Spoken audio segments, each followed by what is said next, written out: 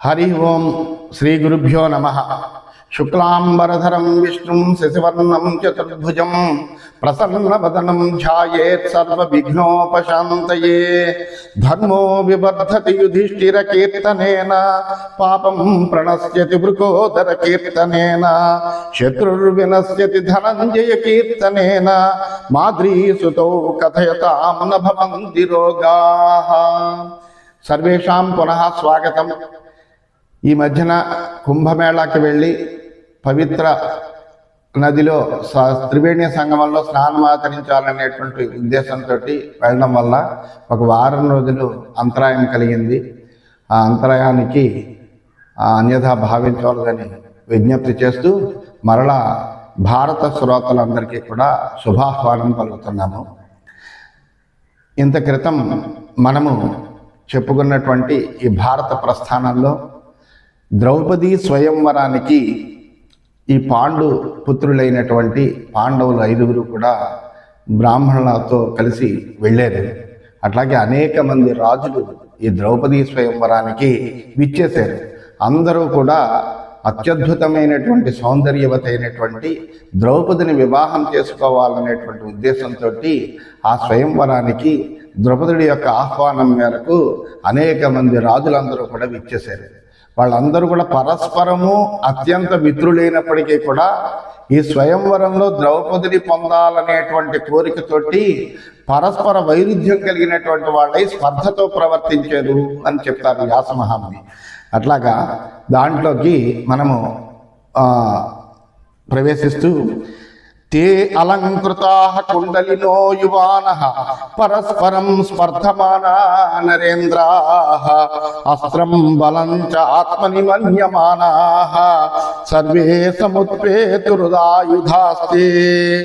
వైశంపాయనుడు చెబుతున్నాడు జనమేజయ మహారాజుకి, జనమేజయ మహారాజా, ఆ ద్రౌపది స్వయంవరానికి విచ్చేసినటువంటి రాజులందరూ ఎలా ఉన్నారయ్యా అంటే ఒకరితో ఒకళ్ళు పోటీ పడుతూ ఉన్నారయ్యా. వాళ్ళందరూ కూడా చక్కగా అత్యద్భుతమైనటువంటి అలంకారాలన్నీ చేసుకున్నటువంటి యువకులైనటువంటి రాజులందరూ కూడా ఎవరి అస్త్రబలాన్ని వాళ్ళు ఊహించుకుంటూ ముందరికి కదిలేట. రూపేణ వీర్యేణ కులేన చైవ శీలేన విత్తేన చ యౌవనేన సమిద్దదర్పా మదవేగ భిన్నాః మత్తా యథా హైమవతా గజేంద్రాః. వాళ్ళు ఎలా ఉన్నారయ్యా అంటే మంచు కణులలో ఉన్నటువంటి మదపు టేనుగుల్లాగా రకరకాలైనటువంటి నడకలు కలిగినటువంటి వాళ్ళే వెళ్ళారట. ఎలా ఉన్నారు వాళ్ళు? రూపముతోటి, బలముతోటి, కులముతోటి, శీలముతోటి, ధనముతోటి, యౌవనముతోటి కూడా కూడినటువంటి రాజులందరూ కూడా చాలా చక్కగా ఆ ద్రౌపది స్వయంవరానికి వచ్చాక పరస్పరం స్పర్ధయా ప్రేక్షమాణాః సంకల్పదేనాభిపరికృతాంగాః కృష్ణా మమైవేత్యభిభాషమాణాః నృపాసనేభ్యః సహసోదతిష్టన్. వాళ్ళు ఇంకా రాజులు ఎలా ఉన్నారంటే ఒకరితో ఒకళ్ళు స్పర్ధ పడుతున్నారు. ఆ మన్మథుడికి వశులయ్యి ఉన్నారు. ఈ ద్రౌపది నాదే నాదే అనుకుంటూ వాళ్ళందరూ సింహాసనాల మీద లేచేట.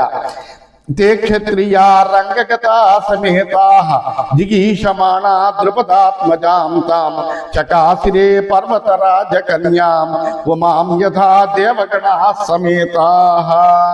పూర్వం హిమవత్ పుత్రి అయినటువంటి పార్వతి అత్యద్భుతమైనటువంటి సౌందర్య రాశాన్ని.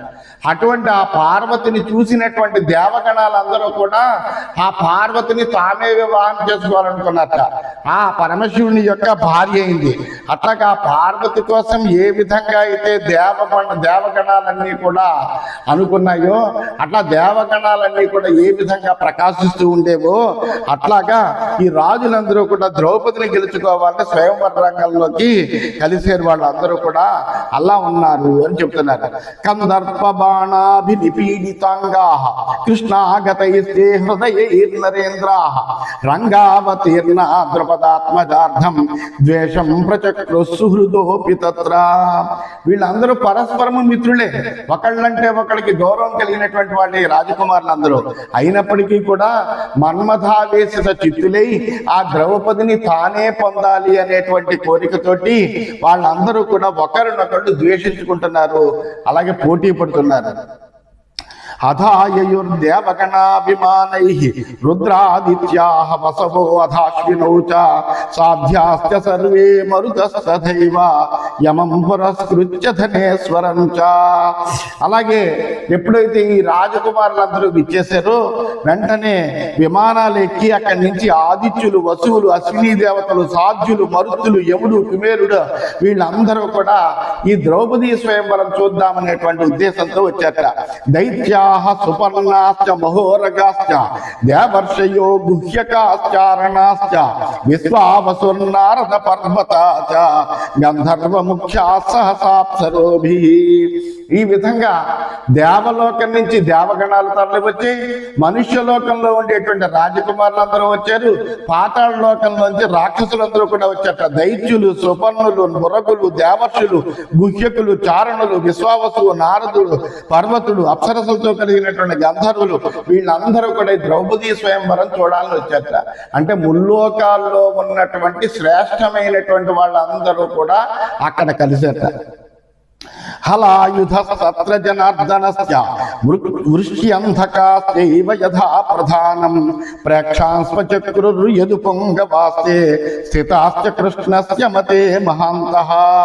అంతేకాకుండా ఈ ద్రౌపదీ స్వయంవరం చూద్దామనే ఉద్దేశంతో బలరాముడు వచ్చాడు, అలాగే యాదవ వీరులు వచ్చారు, అంధక వీరులు వచ్చారు, యదువీరులు వచ్చారు, వృష్ణివీరులు వచ్చారు. కృష్ణుడి ఇష్టానికి లోబడి వీళ్ళందరూ కూడా కేవలం ప్రేక్షక పాత్ర వహించడం కోసమే, అంతేకాని స్వయంవరంలో తాము కూడా పాల్గొవాలనేటువంటి ఉద్దేశంతో కాదు. సరదాగా ఈ ద్రౌపదీ స్వయంవరం చూద్దాము అనేటువంటి కోరికతోటి వాళ్ళందరూ వచ్చారట. దృష్ట్వాతు తాన్మత్త గజేంద్ర రూపాన్ పంచాభిపద్మాని వవారణేంద్రాన్ భస్మావృతాంగాని వహవ్యవాహాన్ కృష్ణ ప్రదధ్యౌ యదువీర ముఖ్యః. ఈ వీళ్ళందరూ ఎలా ఉన్నారయ్యా అంటే అద్భుతమైనటువంటి రూపలావణ్యాలతో, చక్కటి అలంకారాలతో అక్కడ అందరూ కూర్చున్నారు. అయితే అక్కడ పాండవులు వస్తారు, వాళ్ళని చూద్దాము అనేటువంటి మనస్సులో కోరిక కలిగేవాడే కృష్ణుడు వచ్చాడు. అందువలన ఆయన ఏం చేస్తున్నట్టు లక్ష్మీదేవికి అభిముఖంగా ఉన్నటువంటి 5 మదపు టేనుకల్లా ఉంటారు ఈ పాండవులు 5 కూడా. నివురు గప్పిన నిప్పులా ఉన్నటువంటి పాండవుల్ని శ్రీకృష్ణ పరమాత్మ చూశాడు, చూసి గ్రహించాడు. శశంస రామాయ యుధిష్ఠిరం స భీమం స జిష్ణుం చ యయౌ చ వీరౌ శనైశ్చనైస్తాన్ ప్రసవేక్ష రామః జనార్దనం ప్రీతమనాదర్శః. ఆ కృష్ణుడు చూశాడు, ధర్మరాజును గుర్తించాడు, భీముడిని గుర్తించాడు, అర్జునుడిని గుర్తించాడు, నకుల సహదేవుని గుర్తించాడు.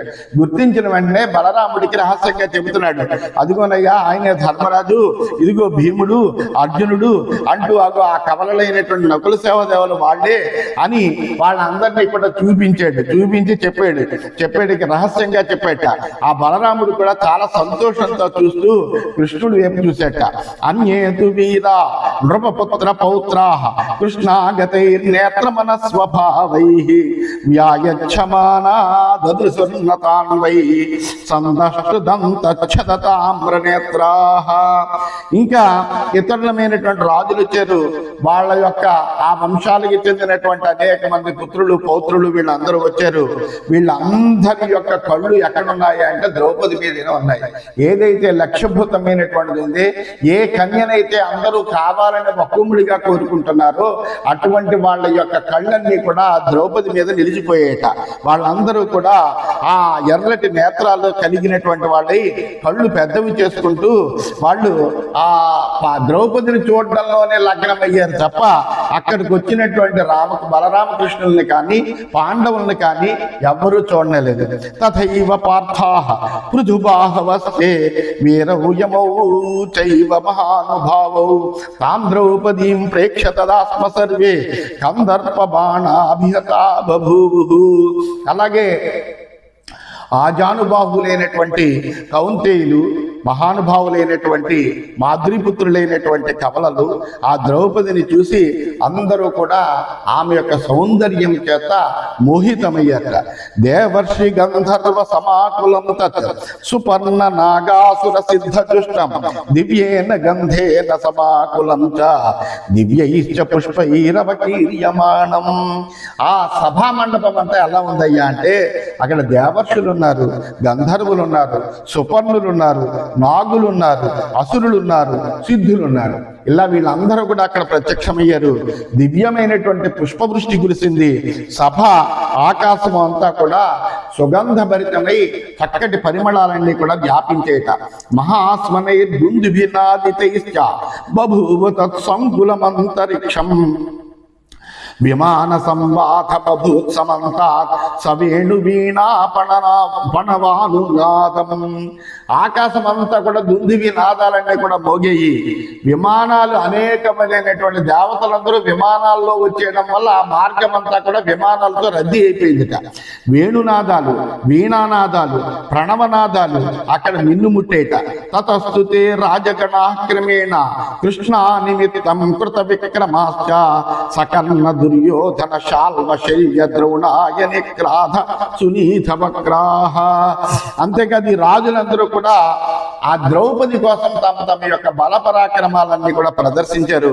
వాళ్ళలో కర్ణుడున్నాడు, దుర్యోధనుడున్నాడు, శాల్వుడున్నాడు, శల్యుడున్నాడు, అశ్వత్థామ, క్రాధుడు, సునీతుడు, వక్రుడు, కళింగరాజు, వంగరాజు, పాండ్యరాజు, ఒక్కళ్ళేమిటి అనేక మంది రాజులందరూ కూడా అక్కడ గొప్ప బలపరాక్రమాలతోటి కూడినటువంటి వాళ్ళై, ఆజానుబాహులై, చక్కగా అలంకరించుకున్నటువంటి వాళ్ళై వాళ్ళందరూ కూడా అక్కడికి విచ్చేశారు. వాళ్ళందరూ తత్కార్ముకం సంహరణోపసమరణం సజ్జం నసే కుర్మనసాపి కర్తుం తే విక్రమంత స్ఫురతా దృఢేన విక్షిప్యమాణా ధనుషా నరేంద్రాః. ఈ రాజులందరూ కూడా అక్కడ చక్కగా ధనుసు పెట్టారు, బాణాలు పెట్టారు, లక్ష్యాన్ని నిర్దేశించారు. అందువలన అక్కడికి వచ్చి వాళ్ళు ఆ ధనుసుని తీసుకుని, ఆ బాణాలని తీసుకుని ఆ లక్ష్యాన్ని ఛేదించి ద్రౌపదిని పొందాలి. అది స్వయంవర నియమం. అయితే ఆ దృఢమైనటువంటి ధనుస్సును చూసి వాళ్ళు అసలు ఆ రాజులు మనస్సుతో కూడా ధనుసుని ఎక్కిపెట్టలేకపోయారట. కొంతమంది మెల్లగా ధనుసుని ఎత్తుదామనుకుని ఎత్తలేక చతికిలపడ్డారట. కొంతమంది ఆ ధనుసుని కనీసం కదపను కూడా కదపలేక నేలమేపడ్డారట. ఇలాగా వాళ్ళ యొక్క బలాలకు, శిక్షణలకు, గుణాలకు కూడా తగినట్టుగా శక్తులు ఉడిగిపోయి ఉన్నారు వాళ్ళందరూ. వాళ్ళు అలా కింద పడేటప్పటికీ గతౌజస ప్రస్రస్త కిరీటహారాహ విశ్వసంత శమయాంబు. వాళ్ళ కిరీటాలన్నీ చల్లా చెదరయ్యాయి. వాళ్ళు వేసుకున్నటువంటి హారాలన్నీ కూడా కింద పడిపోయాయి. హాహాకృతం ధనుషా దృఢేన విస్రస్తహారాంగద చక్రవాలం కృష్ణా నిమిత్తం వినివృత్త కామం రాజ్ఞాం తదా మండలమార్తమాసీత్. ఆ రాజసమూహం అంతా ఆ దృఢమైనటువంటి ధనుసు, ఆ ధనుసునే ఎత్తలేకపోతున్నారు వాళ్ళు. అందువల్ల ఆ ధనుసు చేత వీళ్ళ యొక్క హారాలు, అంగదాలు, కేయూరాలు అన్నీ కూడా జారి పడిపోయి ఆహాకారాలు చేశారు. ఎప్పుడైతే ఇలాగా ధనుసునే పట్టుకోలేకపోవడం చేత వాళ్ళందరూ ద్రౌపది మీద ఉండేటువంటి తమ కోరికని చంపుకున్నటువంటి వాళ్ళై ఆర్తులే అలా ఉండిపోయారు. సర్వాన్ నృపాన్ స్థాన్ ప్రసమీక్ష కన్నః ధనుర్ధరాణాం ప్రవరో జగామ ఉద్ధృత్య తూర్ణం ధనురుజ్యతం తత్ సజ్జం చకార అసూయోజబాణాన్. ఈ రాజులందరూ అలా పడిపోయేటప్పటికీ ధనుర్ధారులో శ్రేష్ఠుడైనటువంటి కర్ణుడు ఇచ్చేట. నేను వెళ్ళి ఆ ధనుస్సుతోటి లక్ష్యాన్ని ఛేదిస్తాను అనే ఉద్దేశంతో కర్ణుడు అక్కడికి వెళ్ళి ఆ ధనుస్సును ఎత్తాడు పైకి. దాన్ని ఎక్కుపెట్టి బాణాలను కూడా సంధించేట. చూసేపటికి ద్రౌపది చూసింది. దృష్ట్వా సూతం మేనిరే పాండుపుత్రా భిత్వా నేతం లక్ష్యవరం ధరాయాం ధనుర్ధరా రాగకృత ప్రతిజ్ఞం అత్యగ్ని సోమార్కమధార్క పుత్రం. అలాగా మంచి తేజస్సాలి అయినటువంటి కర్ణుడు అక్కడ నేను ఈ ధనుస్సుతోటి ఆ లక్ష్యాన్ని ఛేదిస్తాను అని ప్రతిజ్ఞ చేస్తూ లేవడం చూసేటప్పటికీ పాండవులు అనుకున్నారు ఇతడు లక్ష్యాన్ని ఛేదించి నేల కూలిపోతాడు అని వాళ్ళ మనస్సులో అనుకుంటున్నట్ట. అయితే అదే సమయంలో ద్రౌపది కూడా చూసింది. దృష్ట్వాతు తం ద్రౌపది వాక్యముచ్చైః జగాదనాహం వరయామి సూతం సామర్షహాసం ప్రసమీక్ష సూర్యం తత్యాజకన్న స్ఫురితం ధనుస్తత్. ఆ ధనుస్సుని ఎట్టుపెట్టాడు, బాణాన్ని సంధించాడు, లక్ష్యఛేదన చెయ్యాలి. అటువంటి సమయంలో ఆ కర్ణుడిని చూసి ద్రౌపది వెంటనే గట్టిగా ఆమె అందిట ఏమనంటే నాహం వరయామి సూతం, నేను సూతుణ్ణి వివాహం చేసుకోను అని ఆమె గట్టిగా పలికింత. పలికేటప్పటికి ఇదంతా అది ఆ మాట విన్నాడు కర్ణుడు. వెంటనే అతడు సూర్యుడి వైపు చూసినటువంటి వాడై ఆ కర్ణుడు నవ్వుకుంటూ వెంటనే ఆ ధనుస్సుని వదిలివేసి తాను వెళ్ళిపోయాడు.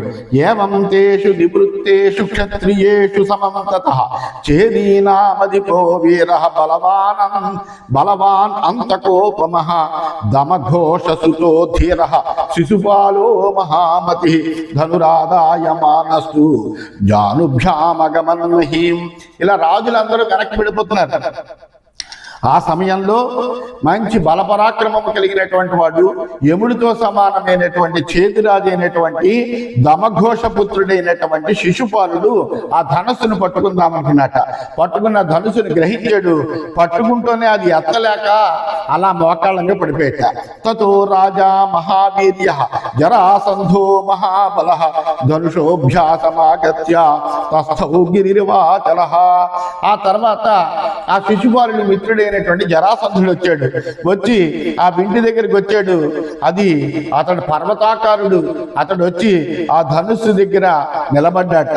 నిలబడి అతడు కూడా ధనుష పీడ్యమానస్తు జానుభ్యామగమన్మహీం తతబుద్ధాయ రాజా స్వసరాష్ట్రాణ్యభిజగ్రీవాన్. అతడు కూడా ఈ విల్లు ఎత్తలేక కింద పడ్డట. కింద పడినటువంటి వాడై అతడు కూడా పరాభవం పొందినటువంటి వాడై తను వెనక్కి వెళ్ళిపోయాట. తతః శల్యో మహావీర మద్రరాజో మహాబల తదప్యారోప్యమానస్తు జానుభ్యామగమన్ మహీం. ఆ తర్వాత మద్రరాజు అయినటువంటి శల్యుడు వచ్చాడు. అతడు మంచి మహాబలపరాక్రమం కలిగినటువంటి వాడు. అతడు కూడా వింటిని ఎక్కుపెడుతూ మోకాళ్ళ మీద వాలిపోయేట. తతో దుర్యోధనో రాజా ధార్తరాష్ట్ర పరంతప మాని దృఢాస్త్ర సంపన్న సర్వైశ్చ నృపలక్షణై. ఆ తర్వాత మానధనుడైనటువంటి మహాపరాక్రమశాలి అయినటువంటి ధృతరాష్ట్రనందనుడైనటువంటి దుర్యోధనుడు లేచాడు. లేచి మంచి అస్త్ర విద్యా నైపుణ్యం కలిగినటువంటి వాడే. అందువలన అనేకములైనటువంటి రాజలక్షణాలు కలిగినటువంటి వాడు. అతడు వచ్చాడు. మంచి గంభీరంగా నడుచుకుంటూ వచ్చాడు. ఉత్థిత సహసా తత్ర భ్రాతృమధ్యే మహాబల విలోక్య ద్రౌపదీ హృష్ట ధనుషోభ్యాసమాగమత్. ఆ ద్రౌపదిని చూశాడు. తన సోదరులందరినీ ఒకసారి చూశాడు. చూసి ఆ ధనుస్సుని పట్టుకుందామని ఆ ధనుస్సు దగ్గరికి వచ్చాడు. ఆ ధనుస్సును పట్టుకున్నటువంటి వాడు ఎలా ఉన్నాడయ్యా అంటే ఆయన ఇంద్రుల్లా ఉన్నాడు అంటాడు. సబభౌ ధనురాధాయ చక్రస్థాపధరో యథా ఆరోపయస్తు తద్రాజా ధనుషా బలినా తథా. ఆ ధనుస్సు పట్టుకున్నటువంటి దుర్యోధనుడు ఇంద్రుల్లా ఉన్నట. దాని మీద ఆ సంధిద్దామని బాణాన్ని ఎక్కుపెడుతూ బలిలా ఉన్నట. అలా పెట్టుకుంటూ ఆ బాణాన్ని ఇలా లాగుతుంటే ఆ వింటి నారి దెబ్బ తగిలింది. అతడి యొక్క వేళ్లతోటి ఇలా పట్టుకుని లాగుతుంటే సంధానం చేస్తుంటే ఆ వింటి నారి యొక్క దెబ్బ తగిలినటువంటి వాడే ఒక్కసారి కింద పడ్డట్టు ఆయన. అలా పడేటప్పటికీ వెంటనే ఆయన ఉత్తాన శయ్యమ అపతత్ అంగుళ్యం తరతాడిత సయయో తాడితస్తేన వ్రీడన్నివనరాధిప. అలా కింద పడిపోయినటువంటి వాడే సిగ్గుపడుతూ అక్కడి నుంచి ఆ దుర్యోధనుడు వెళ్ళిపోయాడు. తస్మిన్స్తు సంభ్రాంత జనే సమాజే విక్షిప్తవాదేషు జనాధిపేషు కుంతీసుతో జిష్ణుర్యేష కర్తం సజ్జం ధను తత్సశరం ప్రవీరః.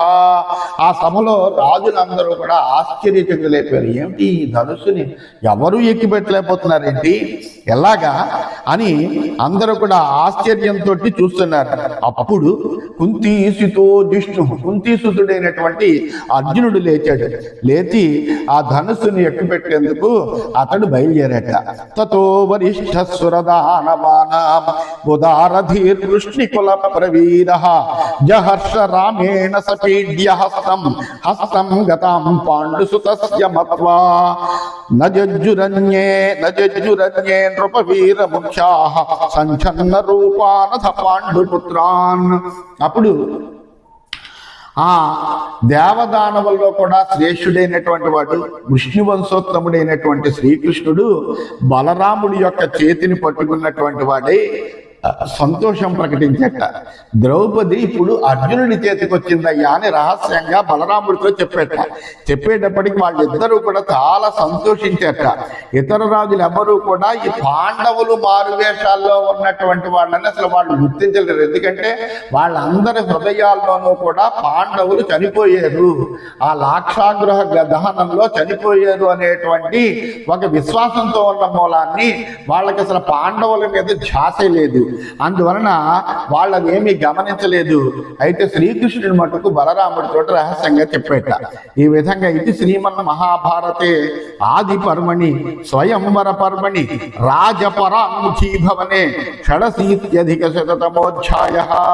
ఈ విధంగా శ్రీమన్ మహాభారతంలో ఆది పర్వంలో స్వయంవర ఉపపర్వంలో రాజపరాముఖీ భవనము అనేటువంటి 186వ అధ్యాయము పూర్తయింది. 187వ అధ్యాయంలోకి మనము ప్రవేశించాము. వైశంపాయన ఉవాచ. వైశంపాయనుడు జనమేజయుడితో చెబుతున్నాడు. యదా నివృత్త రాజానః ధనుషః సద్యకర్మణః అధోదతిష్ఠత్ విప్రాణాం మధ్యాద్యుషురుదారధీః. ఓ జనమేజయ మహారాజా, ఆ ద్రౌపదీ స్వయంవరంలో కనీసం వింటిని కూడా ఎక్కువ పెట్టలేక అనేక మంది రాజులు వెనుదిరిగితే అందులో అప్పుడు బ్రాహ్మణుల మధ్యలో కూర్చున్నటువంటి ఉదార బుద్ధి కలిగినటువంటి అర్జునుడు పైకి లేచాడయ్యా. ఉదక్రోశన్ విప్రముఖ్యా విధున్వంతో అజినానిచ దృష్ట్వా సంప్రస్థితం పార్థం ఇంద్రకేతు సమప్రభం. ఆ ఇంద్రధ్వజ సమానమైన కాంతితో లేచి నిలబడినటువంటి ఆ అర్జునుడు చూసి బ్రాహ్మణోత్తములందరూ కూడా చాలా ఆనందించట. వాళ్ళందరూ కూడా తమ యొక్క కృష్ణాజనాలన్నీ కూడా బూకుతూ కోలాహలం చేసేట. ఈ రాజులెవరూ చేయలేనటువంటి పని మా బ్రాహ్మణ వంశంలో వాడు ఒకటి చేస్తున్నాడు అనేటువంటి ఆనందంతో కోలాహలం చేసేట. కేచిదాసన్ విమనసః కేచిదాసన్ ముదాన్వితాః ఆహు పరస్పరం కేచిత్ నిపుణాః బుద్ధి జీవనః. అయితే ఈ బ్రాహ్మణులో అనేకత్వం ఉంటుంది. కొంతమంది మట్టు కనుక్కున్నట్టు వాళ్ళకి నచ్చలేదు. ఎందుకు ఈ రాజుల స్వయంవరంలో ఈ బ్రాహ్మణుడు ఇతడు ఎందుకు అనవసరంగా లేచాడు అని కొంతమందికి నచ్చలేట. మరికొంతమంది మన బ్రాహ్మణుల తరఫున కూడా ఒక బలపరాక్రమాలని ప్రదర్శించడానికి ఒక యోధుడు వచ్చాడు అనేటువంటి ఆనందంతో కొంతమంది సంతోషించేట. అయితే వీళ్ళు నిపుణులైనటువంటి వాళ్ళు కొంతమంది ఒకరితో ఒకళ్ళు చెవులు కొరుక్కుంటూ మాట్లాడుకుంటారట. కర్ణశల్య ప్రముఖైః క్షత్రియైః లోక విస్తృతైః నానతం బలవద్భిర్ః ధనుర్వేద పరాయణైః తత్కథం తత్కృతాస్త్రేణ ప్రాణతో దుర్బలీయసా వటుమాత్రేణ శక్యం హి సజ్జం కర్తుం ధనుర్ద్విజాః. లోకంలో ప్రసిద్ధమైనటువంటి ధనుర్వేత్తలైనటువంటి కర్ణుడు, శల్యుడు ఇలాంటి వాళ్ళకే సాధ్యం కాలేదు కదా ఈ వింటిని ఎక్కుపట్టడము. అటువంటి ఈ వింటిని ఎక్కుపట్టడం అనేటువంటి వాళ్ళకే సాధ్యం కాకపోతే ఏమాత్రమో అస్త్ర విద్య తెలవనేటువంటి ఈ బలహీనుడైనటువంటి ఈ విప్రుడు ఎందుకు లేచినట్టు, ఇతడి వల్ల సాధ్యపడుతుందా అని కొంతమంది అనుకుంటున్నారు. ఎందుకంటే ఈ బ్రాహ్మణుడు కనుక వెళ్ళి అక్కడ ఆ వింటిని ఎక్కువ పెట్టలేకపోతే ఇతడు కూడా ఇలాగే చతికిలబడి వెనక్కి వస్తే మనందరికీ కూడా అవమానం వస్తుంది కదా. అపహాస్యా భవిష్యంతి బ్రాహ్మణాః సర్వరాజసు కర్మణ్యస్మిన్ అసంసిద్ధే చాపలాద పరీక్షితే. బాల్య చాపల్యంతో పరిశీలించకుండా ఈ పని కనుక చేయలేకపోతే ఈ రాజులందరిలోనూ కూడా బ్రాహ్మణులు అపహాస్యం పొందుతారు. ఈ బ్రాహ్మణుడు ఎందుకు ఇతను ధనుసు ఎత్తగలడా, అలాగే ఎక్కువ పెట్టగలడా, ఆ లక్ష్యాన్ని ఛేదించగలడా, ఎందుకు వచ్చినట్టు అని వాళ్ళందరూ కూడా రాజులందరూ కూడా అపహాస్యం చేస్తారేమో అని కొంతమంది అనుకున్నారు. యద్యేష దర్పాద్ధర్షాత్ వాప్యధ బ్రాహ్మణ చాపలా ప్రస్థితో ధనురాయం తం వార్యతాం సాధుమాగమత్. ఇతడేదో గర్వమో లేకపోతే ఒక ఉత్సాహమో లేకపోతే బ్రాహ్మణ చాపల్యమో ఏదో ఒక కారణం చేత ఈ విల్లుని ఎక్కువ పెట్టాలి అనేటువంటి ఉద్దేశంతో పెడుతున్నాడు. అందువల్ల ఇతన్ని మనం కనుక వద్దయ్యా నీకెందుకు ఈ విషయమో అని వారిస్తే మంచిది అని కొంతమంది అనుకున్నారట. నా బ్రాహ్మణాభూతులు బ్రాహ్మణులందరూ కూడా అర్జునుడితో చెప్పారట, నా వహాస్యా భవిష్యామః నచ లాఘవమాస్థితాః నచ విద్విష్టితాం లోకే గమిష్యామో మహీక్షితాం. ఆ బ్రాహ్మణులందరూ అర్జునుడితో చెప్పారట, ఏమయ్యా మేము అపహాస్యం పాలు కాము, చిన్నతనం కూడా పొందలేము, ఈ రాజుల చేత మేము ద్వేషింపబడాల్సి వస్తుంది అని చెప్పారట. కేచిదాహుర్యువా శ్రీమాన్ నాగరాజకరోపమః పేన స్కంధోరు బాహుశ్చ ధైర్యేణ హిమవాదివా. అయితే కొంతమంది అన్నారట, ఏమన్నారంటే ఇతడు బ్రహ్మాండమైనటువంటి రాజలక్షణాలు కలిగినట్టుగా కనిపిస్తున్నాడు, బ్రహ్మాండమైనటువంటి శరీరం కలిగినటువంటి వాడు, ఆజానుబాహు, ధైర్యంలో హిమోత్పర్వతంలా ఉన్నాడు, మంచి యౌవనం కలిగినటువంటి వాడు, ఇతడు నడక చూస్తేనే అద్భుతంగా ఉంది. సింహ ఖేల గతి శ్రీమాన్ మత్త నాగేంద్ర విక్రమ సంభావ్యమస్మిన్ కర్మేదం ఉత్సాహాచానుమీయతే. ఇతడి యొక్క వర్చస్సు చూస్తుంటే చాలా శుభలక్షణాలు కనిపిస్తున్నాయి. ఇతని నడక ఎలా ఉందంటే సింహపు నడకలా ఉంది ఠీవిగాను. అలాగే ఇతడి పరాక్రమం ఎట్లా ఉంది అంటే మత్త నాగేంద్ర విక్రమ మదించినటువంటి ఏనుగులు పరాక్రమంలా ఉంది. అందువల్ల ఇతడు ఈ పని చెయ్యగలడని మాకు అందరికీ అనిపిస్తోంది అని కొంతమంది అన్నారు. శక్తిరస్య మహోత్సాహ నశక్తస్వయం వ్రజే నచ తద్విద్యతే కించిత్ కర్మలోకేషు యద్భవేత్. ఇతడి యొక్క శక్తి ఉత్సాహంతో కూడి ఉంది, అశక్తుడైతే తానెందుకు లేస్తాడు? అందువలన ఇతడిలో సామాన్యంగా బ్రాహ్మణులో కనిపించేటువంటి అశక్తత కనిపించట్లేదు. బ్రాహ్మణానాం అసాధ్యం చ నృషు సంస్థానచారిషు అభక్ష వాయుభక్షాశ్చ ఫలాహార దృఢవ్రతాః. అంతేకాదు అసలు ఈ అరణ్యాల్లో సంచరించేటువంటి బ్రాహ్మణులు ఉన్నారు చూసావా, వీళ్ళకి అసాధ్యం అనేది ఏముంది?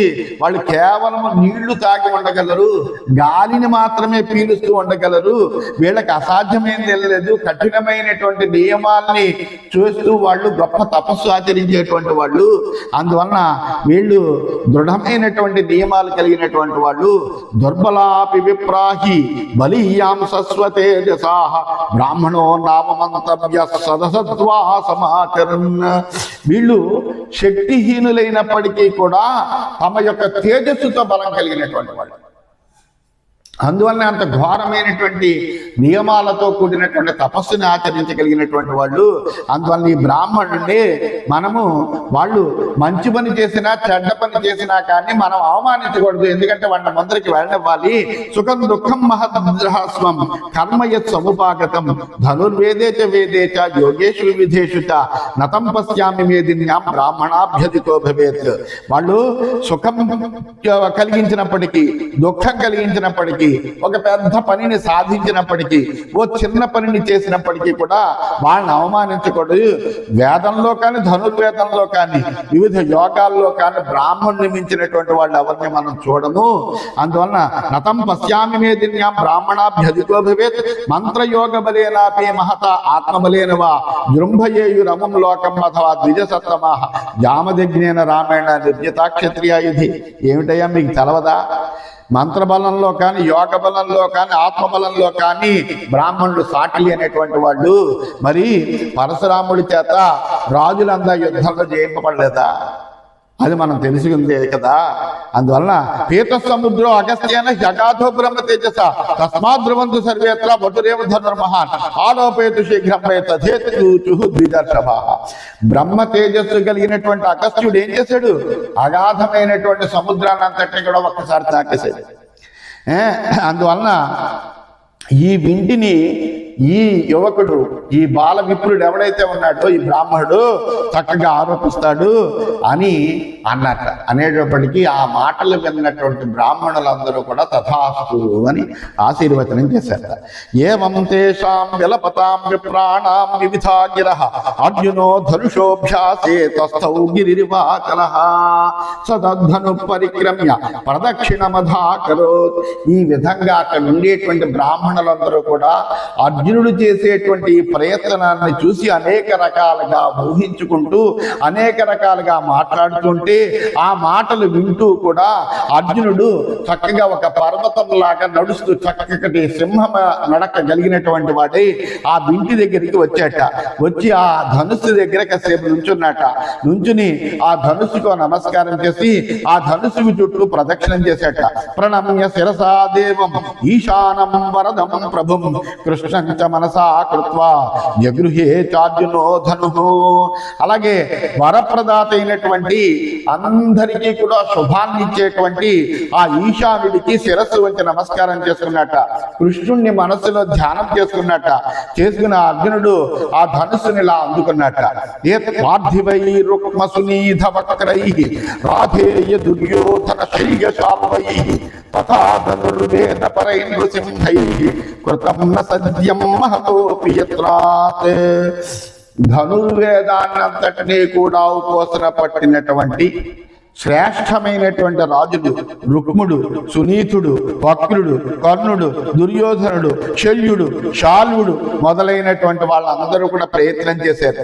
ఆ ప్రయత్నం చేసినప్పటికీ కూడా ఎక్కువ పెట్టలేనటువంటి దాన్ని తదర్జునో వీర్యవతాం సదర్ప తథైంద్రిరింద్రావరజ ప్రభావ సజ్జంచ చక్రే నిమిషాంతరేణ శరాంశ జగ్రాహ దశాబ్ద సంఖ్యాన్.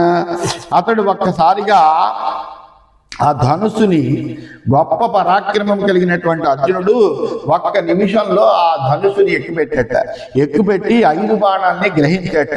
గ్రహించినటువంటి వాడై వివ్యాధ లక్ష్యం నిపపాత తచ్చ ఛిద్రేణ భూమౌ సహసాతి విద్ధం తతోంతరిక్షే చ బభూవనాదః సమాజ మధ్యే చ మహాన్నినాదః. వెంటనే లక్ష్యాన్ని ఛేదించేట. అది నేలమే పడిపోయింది. మరుక్షణంలో సభలోనూ ఆకాశంలోనూ కూడా గొప్ప ధ్వని, భేష్ అనేటువంటి ధ్వని వినిపించేదట. పుష్పాణి దివ్యాని వవర్ష దేవ పార్థస్య మూర్ధ్విద్విషతాం నిహంతు. ఆ శత్రు సంహారకుడైనటువంటి అర్జునుడి శిరస్సు మీద ఆ దేవగణాలందరూ కూడా పుష్పవృష్టిని కురిపించారట. చైలాని వివ్యధుస్తత్ర బ్రాహ్మణాస్త సహస్రశ విలక్షితాస్తతశ్చక్రు ఆహాకారాంశ సర్వశః. ఆ బ్రాహ్మణులందరూ కూడా తమ ఉత్తరీయాలన్నీ కూడా తీసి జెండాల్లా చేసి వాళ్ళు ఊపేట్లా పైకి ఆనందంతో ఆహాకారాలు మిన్నుముట్టేట. జ్ఞపతంశ్చాంత్ర నభస సమంతాత్ పుష్పవృష్టయ. ఆకాశం నుండి పుష్పవృష్టి కురిసిందట. శతాంగాని తూర్యాణి వాదకాహ సమవాదయన్. వాదకులందరూ కూడా తూర్యనాదాలు చేసేట. సూతమాగత సంఘాప్యస్తువన్ తత్ర సుస్వరా. చక్కటి కంఠస్వనితోటి కూడినటువంటి సూతులు మాగధులు కూడా చక్కటి ప్రశంసలతోటి అర్జునుడికి స్తుతించారట. తం దృష్ట్వా ద్రుపదః ప్రీతః బభూవ రిపుసూదనః సహసైన్యైశ్చ పార్థస్య సాహాయ్యార్థమియేషసః. ఆ దృశ్యం చూశాడు ఆ ద్రుపద మహారాజు. అత్యంత ఆనందంతో కూడినటువంటి వాడు అయ్యాడు. ఆయన ఎందుకైనా మంచిది, అర్జునుడు వస్తే అతడికి సహాయం చేయడానికి వీలుగా ఉంటుందని తన సేనను కూడా జాగ్రత్తగా అక్కడ సిద్ధపరిచి ఉన్నట్టు. ఏదైనా ఎవరైనా రాజుల మీదకి వచ్చినా లేకపోతే మరొకటి ఏదైనా ప్రమాదం జరిగినా నిరోధించాలి అనే ఉద్దేశంతో సేనను కూడా సిద్ధం చేసేట. అటువంటి ద్రుపద మహారాజు ఇతడు ఇది ఛేదించేటప్పటికీ అక్కడ జరిగినటువంటి మహా అద్భుతమైనటువంటి ఆ విన్యాసాన్ని చూసి ఒక్కసారి ఆశ్చర్యంతో ఆనందంతో ఉన్నట్ట. తస్మిన్స్తు శబ్దే మహతి ప్రవృద్ధి. అయితే ఈ ద్రుపద మహారాజుకి ఇంకా ఇతడు అర్జునుడు అనేటువంటి విషయం తెలవదు. తస్మిన్స్తు శబ్దే మహతి ప్రవృద్ధే యుధిష్ఠిర ధర్మభృతాం వరిష్ఠః ఆవాసమేవోపజగామ శీఘ్రం సార్థం యమాభ్యాం పురుషోత్తమాభ్యాం. అయితే అక్కడ హాహాకారాలన్నీ నిన్నుముట్టాయి. అందరూ ఆనందంతో ఉద్వేగంతో జయజయధ్వానాలన్నీ చేస్తున్నారు. ఈ సమయం చూసుకున్నాడు అందరూ కూడా కోలాహలంగా ఉన్నారు అనే విషయం తెలుసుకుని ధర్మజ్ఞుల్లోకెల్లా శ్రేష్ఠుడైనటువంటి ధర్మరాజు మెల్లగా ఇక్కడి నుంచి మనం నిష్క్రమించాలి అని అనుకున్నటువంటి వాడై నకుల సహదేవుల్ని కూడా తీసుకుని ఆయన సభ నుండి లేచి వెంటనే తమ నివాసానికి ఆయన ఒకడు వెళ్ళిపోయాడు. విద్ధంతు లక్ష్యం ప్రసమీక్ష కృష్ణ పార్థం చ శక్ర ప్రతిమం నిరీక్ష ఆదాయ శుక్లం వరమాయదామ జగామ కుంతి సుతముస్మయంతి. అయితే లక్ష్యం భేదింపబడింది. ఆ ఇంద్రుడి వంటి పరాక్రమము కలిగినటువంటి అర్జునుడిని చూసింది ద్రౌపది. తెల్లటి పుష్పమాలని గ్రహించినటువంటిది అర్జునుడిని సంతోషపెట్టడం కోసమని ఆ వరమాల వెయ్యాలనేటువంటి ఉద్దేశంతో ఆమె బయలుదేరిందట. స్వభ్యస్తరూపాపి నవేవ నిత్యం వినాపిహాసం హసతీవ కన్యా మదాదృతేపి స్ఖలతీవ భావైః వాచా వినా వ్యాహరతీవ దృష్ట్యా సమేత్య తస్యోపరి సోత్ససర్జ సమాగతానాం పరతో నృపాణాం. అయితే అక్కడ ఎలా ఉంది అంటే నిత్యం చూసేటువంటి వాళ్ళందరికీ కూడా ఆమె కొత్తగా కనిపిస్తుంది. ఆమె నవ్వకపోయినా ఆమె ముఖం నవ్వుతున్నట్టుగానే ఉందిట. అలాగే ఆమె మదిర త్రాగకపోయినా ఆమె కన్నులు చాలా మత్తుగా ఉన్నాయిట. అట్లాగే ఆమె మాట్లాడకపోయినా చూపులతో మాట్లాడుతున్నట్టుగా ఉందిట. అలా ఉన్నటువంటి ఆమె ఎలాగైనా ఉషేవ సూర్యం మదనం రతిష్ట మహేశ్వరం పర్వత రాజపుత్రి రామం యథా మైథిలి రాజపుత్రి భైమీ యథా రాజవరం నలంహి. ఆమె ఎలాగా ఉందయ్యా అంటే ఉష సూర్యుడిని ఏ విధంగా అయితే పొందుతుందో, రతీదేవి మన్మధుడిని ఏ విధంగా పొందిందో, పర్వతరాజపుత్రి అయినటువంటి పార్వతి ఈశ్వరుణ్ణి ఎలా అయితే పొందిందో, మైథిలి రాజపుత్రి అయినటువంటి సీతాదేవి శ్రీరామచంద్రుణ్ణి ఎలా అయితే వరించిందో, అలాగే దమయంతి నలుణ్ణి ఎలా అయితే వరించిందో అటువంటి శోభలన్నీ రంగరించినటువంటిదై ద్రౌపది శోభిస్తోందిట. అలాగా ఆ అర్జునుని మెళ్ళలో ఆమె ఏం చేసిందిట అంటే ఆ కళ్యాణమాల ఆ వనమాలని విన్యస్యమాలాం వినయేన తస్తో విహాయ రాజ్ఞ శాస్త్రాన్రూపాత్మగా ఆమె ఆ వనమాలని ఆ అర్జునుడి యొక్క మెళ్ళలో వేసిందిట. సా తాం ఉపాదాయ విజిచ్చరంగే ద్విజాతిభిస్తైరభిపూజ్యమానః రంగాత్నిరక్రామదచించ కర్మ పత్న్యాతయా చాప్యనుగమ్యమానః. అప్పుడు వెంటనే ఆ అర్జునుడు ఆ బ్రాహ్మణుల యొక్క ఆశీర్వాదాలు ప్రశంసలు పొందినటువంటి వాడై ద్రౌపది వస్తూ ఉంటే రంగం నుంచి నిష్క్రమించాడు. అంటే ఆమె వరమాల వేసింది. వెంటనే అతడు అక్కడి నుంచి ఆ స్థానం నుంచి తన స్థానానికి వస్తున్నట్ట. ఇది శ్రీమన్ మహాభారతే ఆదిపర్వణి స్వయంవర పర్వణి లక్ష్యఛేదనే సప్తాశీత్యధిక శతతమోధ్యాయ. ఈ విధంగా శ్రీమన్ మహాభారతంలో ఆది పర్వంలో స్వయంవర ఉపపర్వంలో లక్ష్యఛేదనం అనేటువంటి 187వ అధ్యాయం పూర్తయింది. 188వ అధ్యాయంలో ప్రవేశిస్తున్నాము. స్వస్తి.